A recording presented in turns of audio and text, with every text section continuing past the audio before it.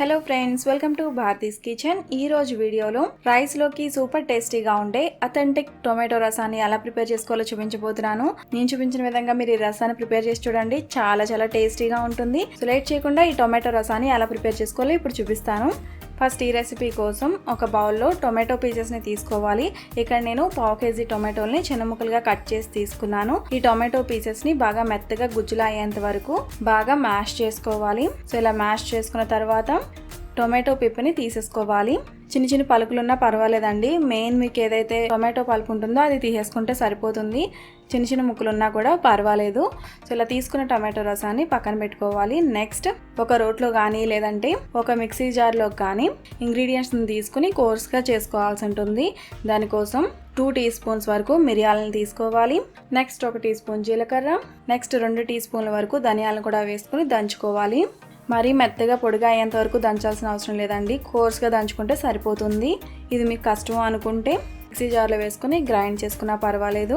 కోర్స్గా grind చేసుకోవాల్సి ఉంటుంది, అంటే బరకగా గ్రైండ్ చేసుకోవాల్సి ఉంటుంది. సో ఇలా బరకగా దంచుకున్న తర్వాత నెక్స్ట్ ఇందులో 6 నుంచి 8 వరకు వెల్లుల్లి రెబ్బలు, 3 కానీ 4 కానీ పచ్చిమిర్చిని వేసుకుని దంచుకోవాలి. ముందు డ్రై ఇంగ్రీడియంట్స్ దంచుకున్న తర్వాతనే వెల్లుల్లి పచ్చిమిర్చిని వేసుకుని దంచుకోవాల్సి ఉంటుంది, లేదంటే జీలకర్ర ధనియాలు సరిగ్గా నలగవన్నమాట.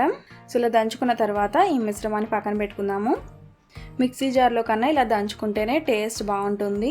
నెక్స్ట్ ఒక గిన్నెలో 2 టేబుల్ స్పూన్స్ వరకు ఆయిల్ని వేసుకుని ఆయిల్ వేడైన తర్వాత 1/2 టీ స్పూన్ ఆవాలు, 1/4 టీ స్పూన్ మెంతులు, నెక్స్ట్ 2 ఎండుమిరపకాయ ముక్కలు, అలానే లాస్ట్లో కరివేపాకు కూడా వేసుకుని ఫ్రై చేసుకోవాలి. ఇవి ఇలా ఫ్రై చేసుకున్న తర్వాత నెక్స్ట్ ఇందులో ఆల్రెడీ మనం దంచి పెట్టుకున్న ఇంగ్రీడియంట్స్ని కూడా వేసుకుని ఫ్రై చేసుకోవాలి. ఇవి వేసుకున్న తర్వాత ఎక్కువసేపు ఫ్రై చేయాల్సిన అవసరం లేదండి, జస్ట్ ఒకసారి ఇలా సార్ట్ చేసుకున్న తర్వాత నెక్స్ట్ ఇందులో 1/2 టీ స్పూన్ పసుపును కూడా వేసుకుని ఒకసారి ఇలా కలుపుకోవాలి. ఎక్కువసేపు ఫ్రై చేయకండి. నెక్స్ట్ ఇందులోనే ఆల్రెడీ మనం ప్రిపేర్ చేసి పెట్టుకున్న టొమాటో రసాన్ని కూడా వేసుకోవాలి. నెక్స్ట్ ఇందులోనే చింతపండు రసాన్ని కూడా వేసుకోవాలి. చిన్న నిమ్మకాయ సైజ్ అంత చింతపండుని తీసుకుని దాని నుంచి జ్యూస్ తీసుకుని వేసుకున్నాను. అంటే గ్రామ్స్లో చెప్పాలి అంటే కరెక్ట్గా 18 గ్రామ్స్ నుంచి 20 గ్రామ్స్ వరకు చింతపండుని తీసుకోవాల్సి ఉంటుంది. టొమాటోస్లో ఉన్న పులుపుని బట్టి చింతపండు రసాన్ని వేసుకోవాల్సి ఉంటుంది. నెక్స్ట్ ఇందులోనే 1/2 లీటర్ వరకు నీళ్ళను కూడా వేసుకుని రుచికి సరిపడా సాల్ట్ను కూడా వేసుకుని చిన్న సైజ్ బెల్లం ముక్కను కూడా వేసుకోవాలి. బెల్లం వేసుకున్నట్లయితే టేస్ట్ చాలా బాగుంటుంది. ఇంగ్రీడియంట్స్ అని ఇలా వేసుకున్న తర్వాత కనీసం 6 to 8 మినిట్స్ వరకు మీడియం ఫ్లేమ్లో కుక్ చేసుకోవాల్సి ఉంటుంది. ఇంగ్రీడియంట్స్ అన్ని వేసిన తర్వాత కేవలం 10 మినిట్స్లోనే ఈ రెసిపీ అనేది ప్రిపేర్ అయిపోతుంది.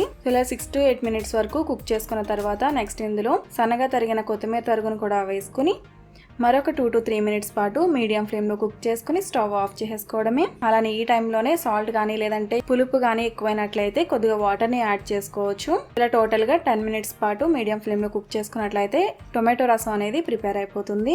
ఇలా నేను చూపించిన విధంగా ఈ టమాటో రసాన్ని మీరు ట్రై చేసి చూడండి, చాలా టేస్టీగాను ఉంటుంది, అంతే పర్ఫెక్ట్గా కూడా వస్తుంది. ఈ రెసిపీని మీరు కూడా తప్పకుండా ట్రై చేసి మీ ఫీడ్బ్యాక్ని నాకు ఈ వీడియో కింద కామెంట్ సెక్షన్లో తెలియజేయండి. ఈ రెసిపీ మీకు నచ్చినట్లయితే తప్పకుండా లైక్ చేసి మీ ఫ్రెండ్స్ అండ్ ఫ్యామిలీస్కి షేర్ చేయండి. మరిన్ని రెసిపీస్ కోసం నా ఛానల్ సబ్స్క్రైబ్ చేయండి. అలాగే తర్వాత వచ్చే బెల్ ఐకాన్ కూడా క్లిక్ చేయండి. Thanks for watching.